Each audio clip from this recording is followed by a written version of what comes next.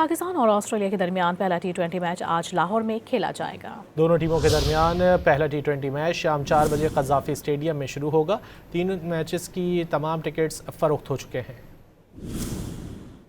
पाकिस्तान और ऑस्ट्रेलिया के दरमियान पहला टी20 मैच आज लाहौर में खेला जाएगा। दोनों टीमों के दरमियान पहला टी20 मैच शाम 4 बजे कज़ाफ़ी स्टेडियम में शुरू होगा। तीनों मैचेस की तमाम टिकट्स फ़रोख्त हो चुके हैं। पाकिस्तान और ऑस्ट्रेलिया के दरमियान पहला टी20 मैच आज लाहौर में खेला जाएगा। दोनों टीमों के दरमियान पहला टी20 मैच शाम 4 बजे कज़ाफ़ी स्टेडियम में शुरू होगा। तीनों मैचेस की तमाम टिकट्स फ़रोख्त हो चुके हैं।